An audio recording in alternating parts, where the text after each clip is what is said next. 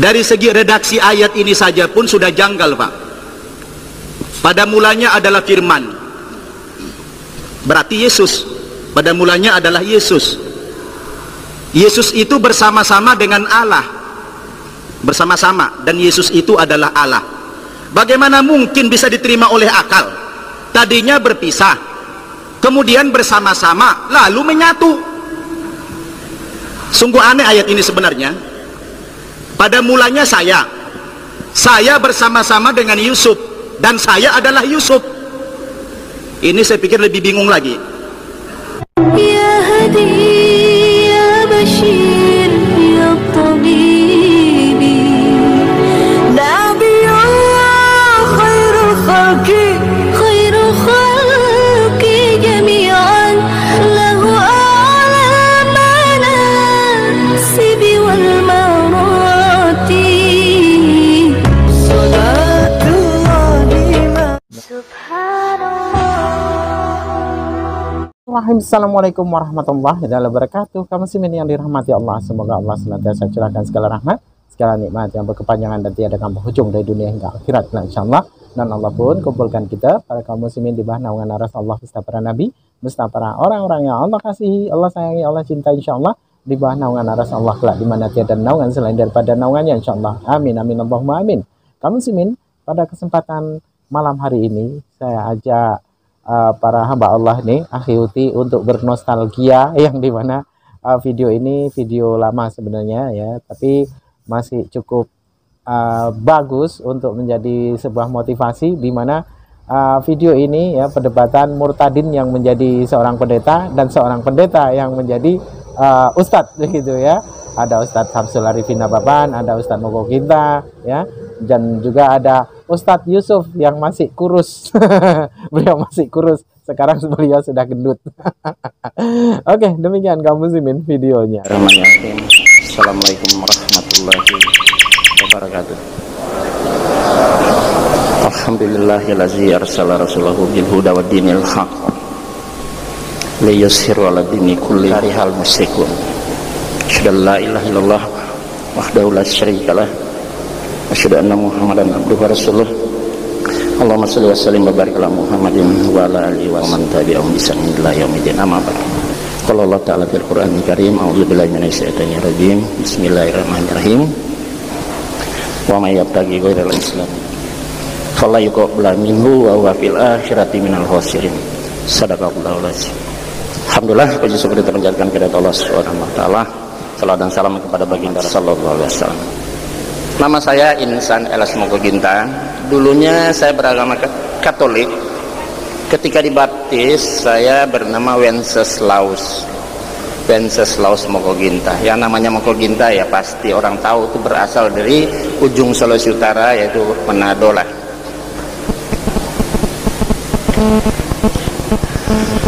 Pendidikan saya, malu saya mau sebutkan, saya yang terendah sekolah dari seluruh yang ada di ruangan ini. Saya orang nggak sekolah itu.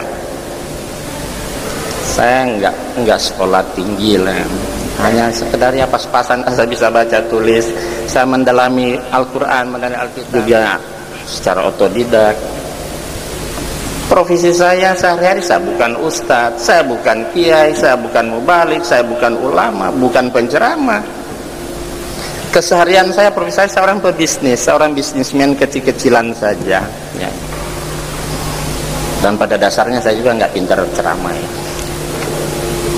Kenapa saya masuk Islam? Masuk ke dalam Islam. Sebenarnya banyak Bapak dan Ibu, banyak hal-hal yang membuat saya tertarik kepada Islam.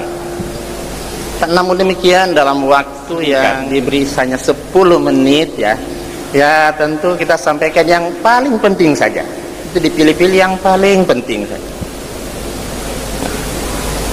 Jadi saya masuk Islam, sebenarnya yang terpenting menurut apa yang saya pelajari setelah saya banyak membaca kitab-kitab, terutama kitab-kitab kristologi dan sebagainya, sebenarnya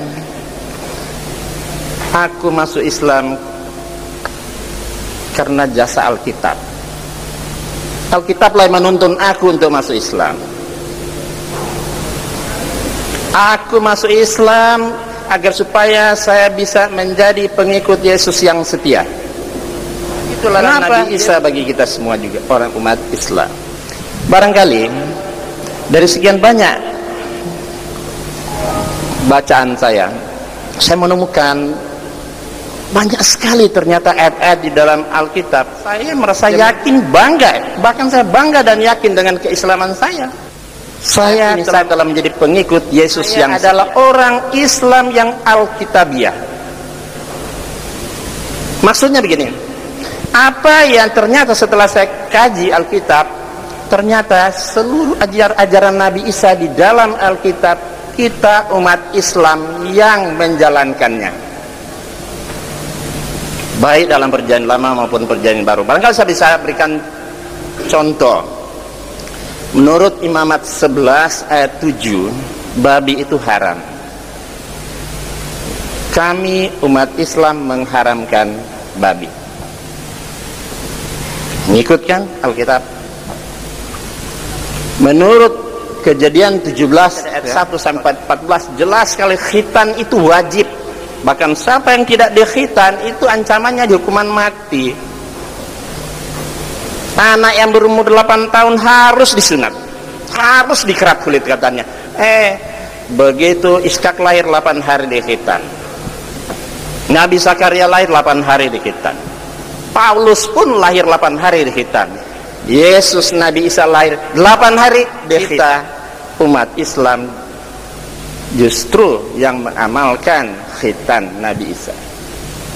Dan saya menemukan juga tentang bagaimana ajaran keesaan Tuhan dalam Alkitab, seperti Ulangan 6 ayat 4 ya. Banyak di Yesaya 45 ayat 5, 6, banyak sekali saya menemukan bahwa Tuhan itu esa. Ternyata kami umat Islam yang mengesahkan Tuhan. Banyak sekali saya menemukan bahwa Tuhan itu esa. Ternyata kami umat Islam yang mengesahkan Tuhan. Sementara ketika saya beragama Kristen dulu, babi saya makan, sunat enggak, Tuhan Yesus saya anggap Tuhan. Begitu juga nanti bagaimana ketika Nabi Isa mati. Nabi Isa mati itu dikafani, enggak pakai peti, dikuburin. Insya Allah saya yakin semua umat Islam kalau mati dikafani, enggak pakai peti, dikuburin. Bagaimana? Benar? Insya Allah. Sementara ketika dalam agama Kristen dulu saya menyaksikan semua orang Kristen namanya mati itu pakai jas, pakai sepatu, didandanin bagaikan pengantin. Itu yang saya tahu. Kemudian bagaimana masalah patung? Kitab jelas sekali, Keluaran 20 ayat 4 dan 5 dan banyak ayat-ayat lain. Allah mengancam nggak boleh membuat patung dalam bentuk apapun kemudian kita sujud menyembah. Nah, ketika dalam Katolik justru penuh dengan patung. Setiap masuk gereja, apalagi ada pengakuan dosa, kita harus sujud depan patung, berdoa minta ampun di depan patung Yesus atau Bunda Maria. Di dalam Islam ternyata di Alkitab melarang patung. Ya, kami umat Islam justru sangat dilarang.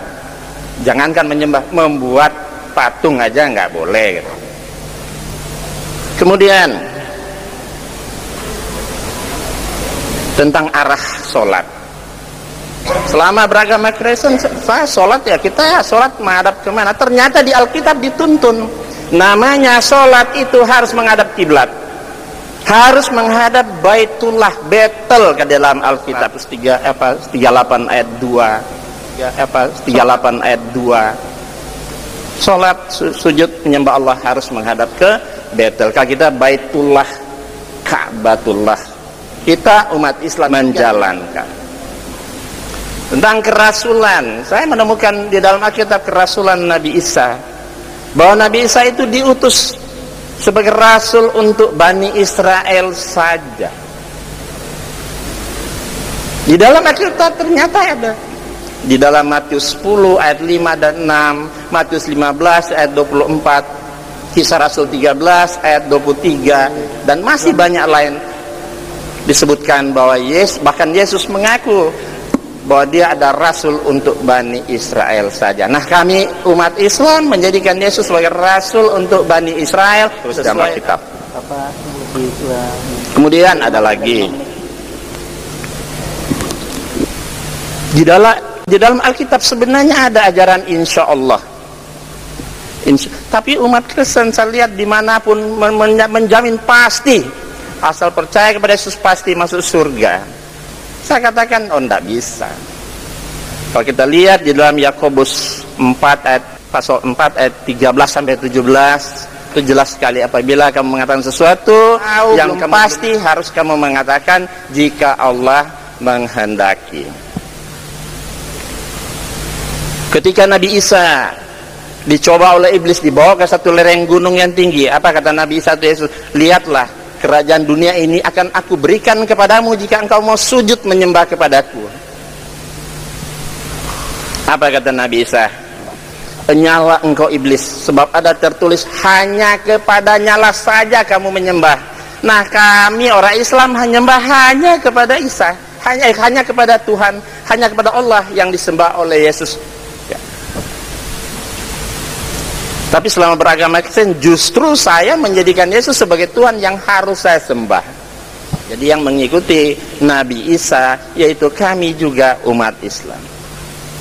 Di dalam Yohanes 17 ayat 3, itu jelas sekali Yesus berkata, inilah hidup yang kekal itu, yaitu mereka mengenal engkau satu-satunya Allah yang benar, dan Yesus Kristus yang engkau utus.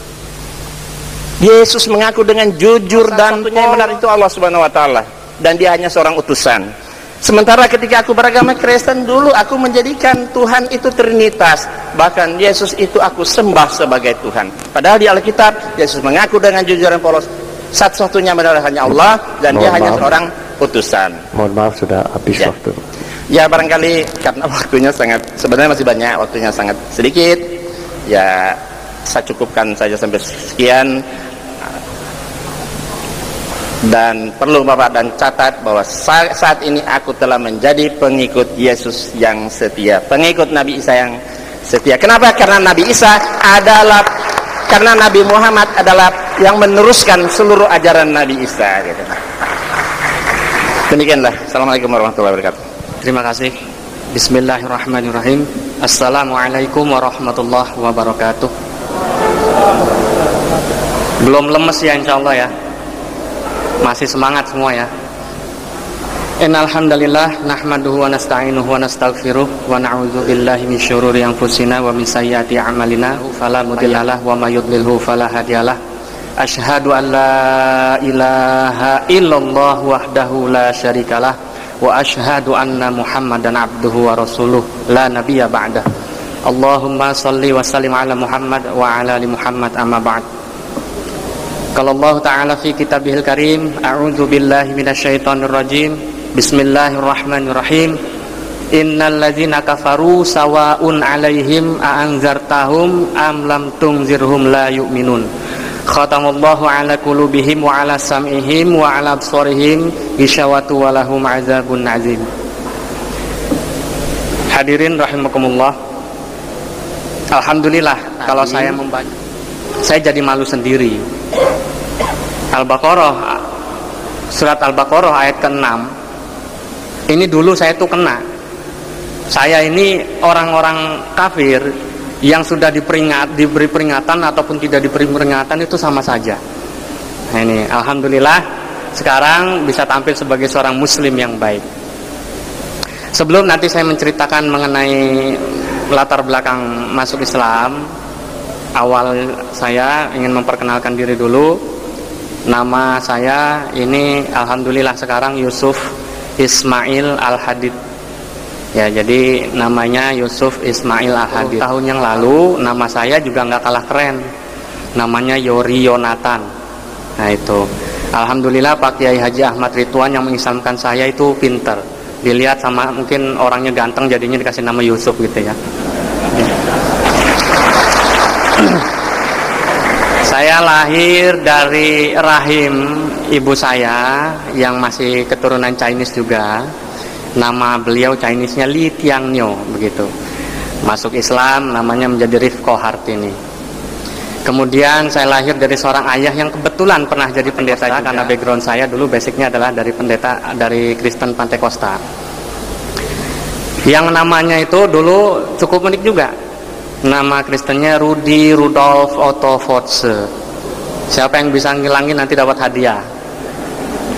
Masuk Islam diganti namanya menjadi Rudi Mulyadi Fortze.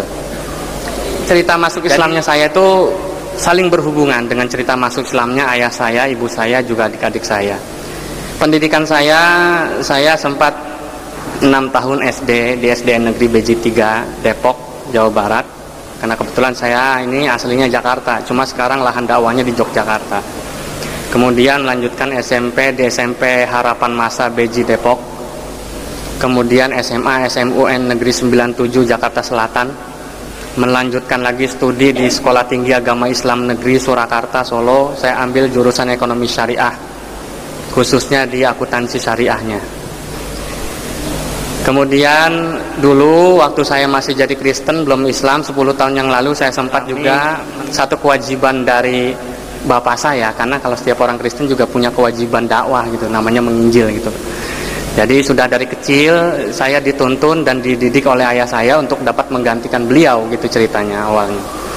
Maka saya sempat 2 tahun dari mulai kelas 4 SD awalnya itu ya, sekolah penginjilan namanya Sekolah Teokrasi di daerah di Jalan Nusantara Raya, Beji, Depok, Jawa Barat juga. Di situ saya digembleng dan dilatih untuk menjadi penginjil yang ya bisa dibilang dulu itu agama saya bagus mengkader umat-umatnya. Karena dari kelas 4 SD saya sudah sekolah penginjilan tuh, bayangkan. Jadi kelas 4 SD itu sudah bisa pidato di depan umum dan lain sebagainya. Nah, berkat dari situlah alhamdulillah semenjak saya menjadi muslim bisa saya kembangkan sampai saat ini. Saya menerima hidayah dari Allah Subhanahu wa taala juga sama ceritanya. Jadi tidak disangka-sangka sebelumnya, karena saya juga dulu orang yang paling benci sama Islam, apalagi sama Nabi Muhammad gitu ya. Saya paling anti. Awalnya itu justru yang masuk Islam itu bapak saya dulu. Jadi si Pak Rudi Rudolf Otto Fortze ini dulu yang masuk Islam gitu. Tepatnya pada tanggal 13 Januari 1994. Kemudian 2 minggu kemudian adik saya Yona Yohana dan Jessica namanya masuk Islam. Karena dulu berurutan ya. Nah, dengan masuk Islamnya adik saya, gereja waktu itu mengatakan hati-hati, Islam itu virus.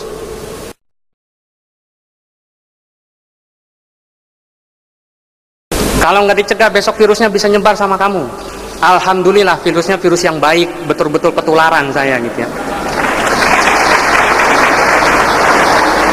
Nah, saya masuk Islamnya itu setelah 4 bulan kemudian. Jadi tanggal 5 Mei 1994 baru saya mengucapkan 2 kalimat syahadat. Ceritanya itu berawal dari diskusi ya, dialog ringan lah dengan ayah saya. Jadi saya cukup kaget kenapa papa itu kok masuk Islam. Padahal dulu papa yang ngajarin saya untuk menjadi Kristen yang baik dan Kristen yang taat. Sekarang kenapa papa mengingkari keselamatan dan lari kepada Islam? Kurang apa Kristen itu? Nah, setelah banyak bertanya, kemudian beliau menjelaskan. Ini beberapa hasil diskusinya.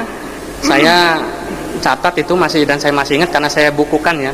Judulnya itu bukunya ini ya, Injilku yang Ternoda judulnya. Ini hasil diskusi dan dialog antara ayah saya dengan papa saya.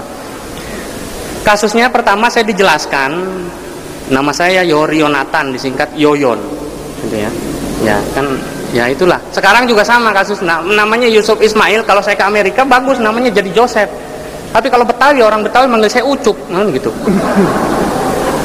Nah, jadi pertama kali saya diberitahu bahwa kenapa saya masuk Islam. Karena pertama, banyak sekali pelanggaran-pelanggaran yang dilakukan oleh orang-orang Kristen, kamu ini Yon, terhadap Alkitab kamu atau kitab suci kamu. Contohnya apa? Marah saya dulu, karena saya juga pengikut Kristus yang sangat setia dulunya. Biar gini-gini juga calon pendeta gitu ya. Nanti kalau udah besar, maksudnya itu, alhamdulillah sekarang nggak jadi pendeta gitu ya. Nah, yang pertama tadi, salah satu contoh adalah sebetulnya di dalam Injil, di dalam Bible, di dalam Alkitab itu dilarang makan babi. Kenapa kamu makan babi? Lihat kitab Ulangan pasal 14 ayat ke-8. Yang ironis lagi, Alkitab tahun 62 itu tidak ada kata-kata hutan. Yang ada begini juga babi karena memang berkuku belah tetapi tidak memamah biak, haram itu bagi kamu. Alkitab yang sekarang itu ada tambahannya, ditambahin juga babi hutan. Nah ini. Saya belum bisa terima. Yang kedua, contohnya orang Kristen itu dilarang minum khamr, minum minuman keras. Tetapi kenapa dalam ibadah kamu yang sebulan sekali atau 3 bulan sekali itu yang disebut perjamuan kudus, kamu minum minuman keras? Kemudian orang Kristen harusnya disunat tadi seperti bagaimana yang dikatakan oleh Ustadz Moko Ginta. Dalam kitab Kejadian pasal 17 ayat 10 ada perjanjian antara Allah itu dengan Abraham. Kemudian lagi orang yang saya kaget, ayah saya menunjukkan kalimat syahadat dalam Injil. Saya bingung mana ada kalimat syahadat dalam Injil. Kalau kamu nggak percaya silakan buka kitab Yohanes pasal 17 ayat yang ketiga. Tadi udah disebutkan. Inilah hidup yang kekal itu, yaitu mereka mengenal Engkau satu-satunya Allah yang benar dan mengenal Yesus Kristus yang telah Engkau utus. Ini belum begitu heboh. Saya pikir ini masih biasa-biasa saja.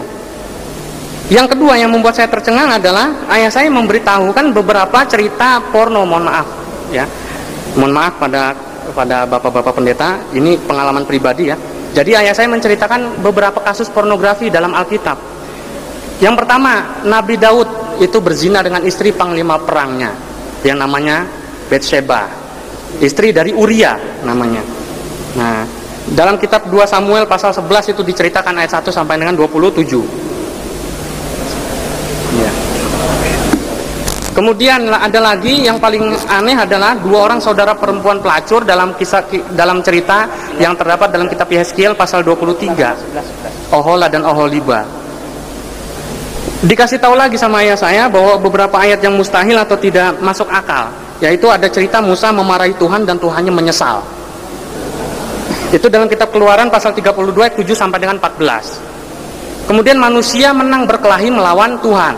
Ceritanya Nabi Yakub dalam Kejadian 32 pasal 22, Kejadian pasal 32 ayat 22 sampai dengan 32. Yang terakhir ini saya ditunjukkan satu ayat yang akhirnya membuat saya kalah ceritanya dan akhirnya ikut papa saya masuk Islam dalam kitab Matius pasal 7 ayat yang ke-21. Dikasih tahu begini, saya bacain ini. Bukan setiap orang yang berseru kepadaku Tuhan, Tuhan akan masuk ke dalam kerajaan sorga, melainkan dia yang melakukan kehendak Bapakku yang di sorga. Kemudian pada hari terakhir banyak orang akan berseru kepadaku, Tuhan, Tuhan, bukankah kami bernubuat demi namamu dan mengusir setan demi namamu dan mengadakan banyak mujizat demi namamu juga. Kemudian pada waktu itulah aku akan berterus terang kepada mereka dan berkata, aku tidak pernah mengenal engkau. Ya, diusir, nyahlah daripadaku kamu sekalian pembuat kejahatan. Di situ saya berpikir, yang menyebut satu-satunya umat di dunia ini yang menyebut Yesus Tuhan itu kan cuma saya dulu. Maka akhirnya kalau nanti dikatakan di sini di hari akhir atau hari kiamat nanti saya diusir sama Tuhan saya, padahal saya sudah banyak waktu itu ikut kegiatan penginjilan yang dilakukan oleh pendeta-pendeta senior saya, berarti sama saja pahala saya sia-sia gitu. Nah akhirnya setelah diskusi panjang mengenai Alkitab, kemudian ayah saya menjelaskan tentang keislaman. Dari hasil diskusi itulah, ini karena waktunya sudah tidak cukup, kurang lebih selama 4 bulan itu saya digodok, dimatangkan mengenai Alkitabnya, kemudian juga dibandingkan dengan Al-Quran. Nah dari situ tepatnya tanggal 5 Mei 1994 setelah melalui diskusi yang panjang, baru saya mau menyatakan diri saya bersedia masuk Islam. Dan alhamdulillah sampai sekarang saya berani mengatakan isyhadu bi annal muslimun. Saksikanlah kalau saya sekarang udah jadi muslim, makanya saya pakai sorban, bukannya maksud biar jadi kiai gitu, enggak. Ini banyak ustadz, banyak habib. Bismillahirrahmanirrahim. Assalamualaikum warahmatullahi wabarakatuh. Selamat sore kepada saudara-saudara kita dari umat Kristiani. Alhamdulillahilladzi hadana lihadza wa ma kunna linahtadiya laula an hadana Allah. Asyhadu an la ilaha illallah wahdahu la syarikalah wa asyhadu anna Muhammadan abduhu wa rasuluh sallallahu wa sallama alaihi wa ala alihi wa ashabihi wa mawalah, amma ba'd. Qala Allah tabaraka wa ta'ala fil Qur'anil Karim, a'udzu billahi minasy syaithanir rajim. Qul ya ahlal kitabi ta'alu ila kalimatin sawa'in bainana wa bainakum alla na'budu illallaha wa la nusyrika bihi syai'a wa la yattakhidha ba'duna ba'dan arbaban min dunillah fa in tawallaw faqulu ashhadu bi anna muslimun. Shadaqallahul azim. Yang saya hormati semua pengurus Arimatea yang telah sukses menyelenggarakan dialog pada sore hari ini, saudara-saudaraku dari umat Kristiani, saya sangat kagum kepada beliau-beliau ini berani hadir di tengah-tengah komunitas muslim. Bapak Ibu tahu enggak kenapa beliau-beliau ini berani hadir di tengah-tengah umat Islam? Alasannya tidak lain karena beliau-beliau ini kan mantan muslim. Sedikit banyak beliau-beliau tahu jikalau agama Islam itu adalah rahmatan lil alamin.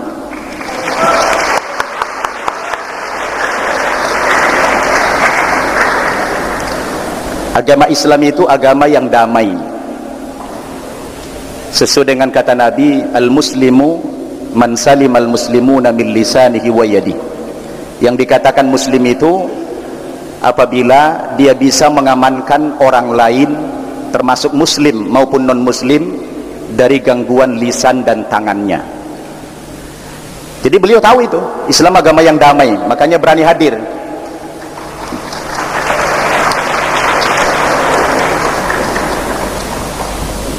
Dan di kalangan kita ini kan tidak ada teroris ini, betul enggak? Jadi Bapak Ibu, kalau orang non muslim masuk ke kampung, ke rumah orang Islam, pasti aman, pasti damai, betul tidak? Mereka tidak akan pernah ada teror, karena Islam itu anti terorisme. Baik Bapak Ibu, biasanya kalau terakhir kan lebih banyak jatahnya. Iya Pak ya, lebih banyak biasanya. Karena saya ini sudah jadi penceramah, jadi kalau ceramah itu minimal 3 jam biasanya. Perkenalkan, nama saya Syamsul Arifin Nababan. Mendengar namanya saja pasti bukan orang Jawa kan begitu, orang Batak. Nababan.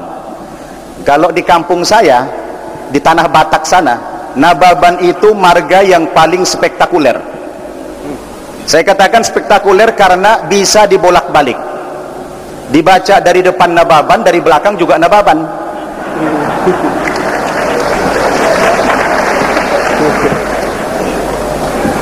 Itu nama muslimnya. Nama baptis saya cukup lumayan bagus juga, Bernard Nababan. Nababannya tidak boleh tinggal itu. Saya dilahirkan di daerah Tapanuli Utara, Sumatera Utara pada tanggal 10 November tahun 1966. Lahir dari lingkungan keluarga yang sangat taat beragama Kristen Protestan dari gereja HKBP.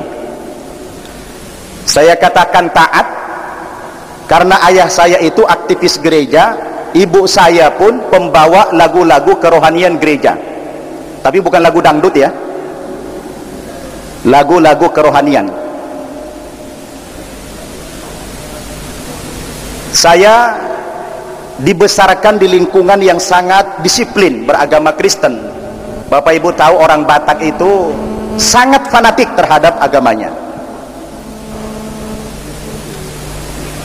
Kami ada 7 orang bersaudara, saya anak yang ketiga, dan saya akhirnya menjadi muslim. Kemudian adik saya 2 orang saya islamkan sekitar 3 tahun yang lalu.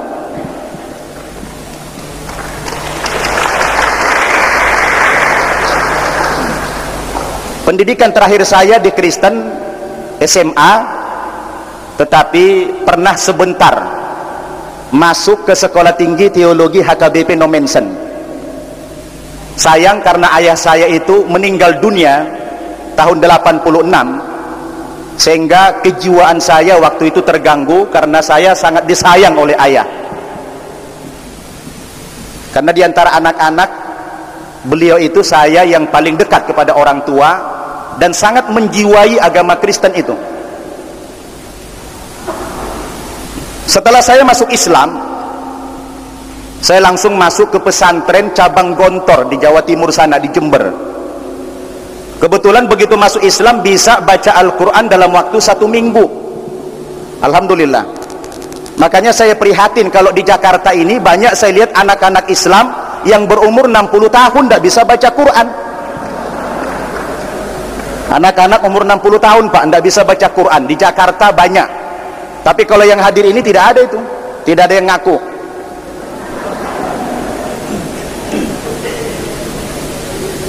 Bapak Ibu, apa alasan saya yang paling prinsip kenapa meninggalkan agama nenek moyang saya yang sangat saya yakini kebenarannya waktu itu?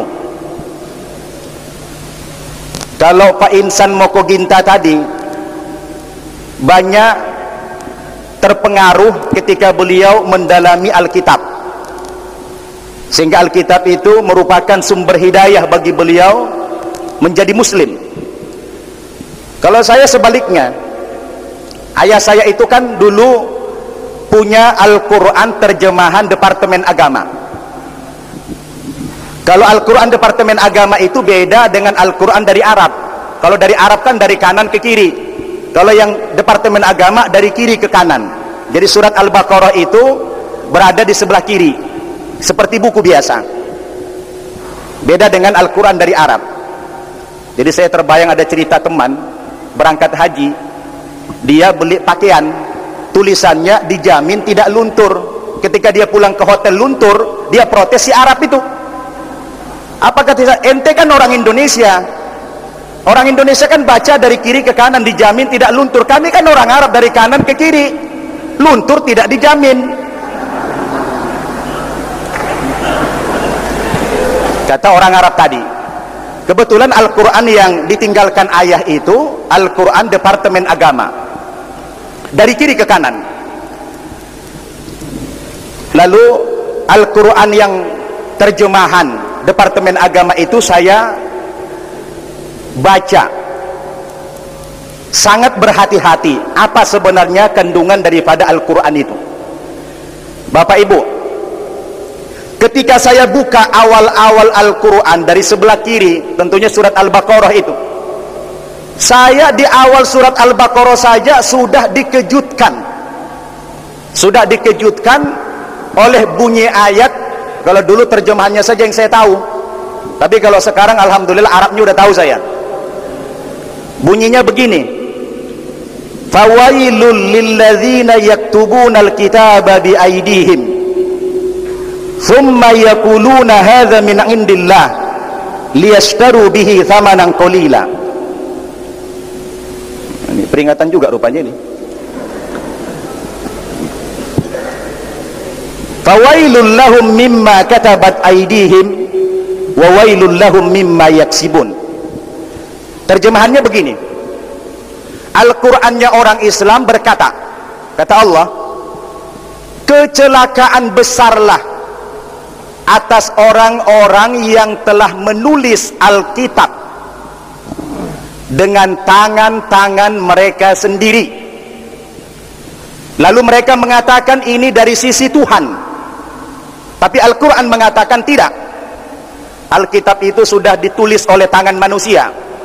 Diulangi lagi oleh Quran, kecelakaan besarlah atas orang-orang yang menulis Alkitab dengan tangan mereka sendiri, dan kecelakaan besarlah atas orang-orang dari apa yang mereka usahakan sendiri. Saya kan sebagai umat Kristiani kaget baca ayat ini. Baru lagi di awal-awal ayat 79 surat Al-Baqarah sudah memprotes Alkitab. Bagaimana tidak kaget saya? Sementara dalil yang seperti itu tidak ada satu ayat pun saya jumpai dalam Al-Quran. yang mengkritisi, maaf, dalam Alkitab yang mengkritisi Al-Quran tidak ada kita jumpai. Saya penasaran Pak, di samping kaget, penasaran, kok ini Al-Qurannya orang Islam mendiskreditkan Alkitab, mengatakan Alkitab itu ditulis oleh tangan manusia atau oleh rekayasa otak manusia. Saya kan penasaran, apa iya sih seperti itu Alkitab? Bapak Ibu, makin penasaran saya baca, masuk ke surat Ali Imran, banyak cerita tentang Nabi Isa. Masuk lagi ke surat An-Nisa, Al-Quran malah memberikan pembelaan kepada Nabi Isa. Di saat orang Nasrani mengatakan Nabi Isa itu sudah mati terbunuh dan tersalib, justru Al-Quran memberikan pembelaan. Kata Quran itu, wa ma qataluhu wa ma salabuhu walakin subbiha lahum. Nabi Isa itu, kata Quran, tidak mati terbunuh, tidak mati tersalib, tapi yang terbunuh dan tersalib ketika itu orang yang diserupakan wajahnya persis seperti Nabi Isa. Begitulah kalau orang Batak pidato. Waktunya sudah habis. Iya. Boleh minta diskon enggak ini kira-kira ini? Kalau teman saya sudah membatasi Baik. Anda, maka Jadi saya tambah sedikit lagi Pak, supaya tidak ngambang nanti. Ketika saya coba melanjutkan, lalu saya terbayang, karena saya kritis waktu itu, saya tidak subjektif, saya harus objektif waktu itu kan. Apa iya sih tuduhan Al-Quran, Alkitabnya orang Kristen itu adalah buatan manusia? Begitu saya Pak penasaran, 2 tahun saya membuka Alkitab ini sampai habis ini saya baca ini. Ternyata setelah saya cerna dengan akal saya, betul juga. Ternyata pernyataan Quran itu bukan fitnah, malah fakta. Salah satu contoh, hari ini ingin saya buktikan terhadap pernyataan Quran tadi, supaya tidak fitnah begitu. Ada dimasukkan syair-syair di dalam Alkitab yang bahagian daripada kitab suci. Misalnya saya bacakan yang paling indah saja, berbicara tentang kenikmatan cinta. Betapa cantik, betapa jelita engkau, hai tercinta di antara segala yang disenangi. Sosok tubuhmu seumpama pohon korma, dan buah dadamu gugusannya. Kataku, aku ingin memanjat pohon korma itu dan memegang gugusan-gugusannya. Kiranya buah dadamu seperti gugusan anggur, dan napas hidungmu seperti buah apel. Kata-katamu manis bagaikan anggur. Saya tanya itu pendeta, Pak, kenapa Alkitab kita bicara buah dada terlalu vulgar? Apa tidak ada istilah yang lain? Kata pendeta, Pak, biarin aja nababan, supaya beda mana buah dada, mana buah rambutan, katanya. Oke. Ini susah ini kalau jadi memotong terakhir, penceramah. karena ini sudah merupakan bukti, akhirnya saya pun ikhlas saya meninggalkan agama Kristen. Panjang sebenarnya, tapi karena sudah di-cut ini, saya minta tadi 30 menit. Akhirnya saya mengikrarkan 2 kalimat syahadat tanpa sedikit pun ragu terhadap agama Islam itu. Ya, tidak ada secuil pun. Akhirnya alhamdulillah, saya pun sekarang menjadi muslim yang baik insya Allah, dan saya telah mengislamkan 200 orang lebih. wah lu. Demikian Bapak Ibu, terima kasih. Ya. Sangat singkat waktunya. Wabillahi taufiq wal hidayah. Wassalamualaikum warahmatullahi wabarakatuh. Ya, saya Demikian tadi kaum muslimin ya. Yang dimana para pendeta ini ya, yang mengaku murtadin, jumpa di hutan tangannya bolong segala macam tuh ya, digosok habis oleh Ustadz Mokku Gintan dan juga Ustadz Samsul Arifin Nababan dan juga Ustadz Yusuf. Dan seperti biasa Oten ini ya tidak bisa berbuat apa-apa selain daripada manyun. Dan itulah ya, jadi menjadi murtadin itu sebenarnya orang yang betul-betul merugi ya, tidak bakal masuk surga sekalipun Kristen itu benar gitu ya. Karena apa? Karena dia menyunatkan dirinya. Barang siapa, kata Paulus, barang siapa menyunatkan dirinya, maka Kristus tidak lagi berguna bagimu. Jadi percuma ya. Oke, demikian saja kaum muslimin yang dapat saya sampaikan. Saya Iri Widusani. Wassalamualaikum warahmatullahi wabarakatuh. يا هدي يا بشير يا طبيب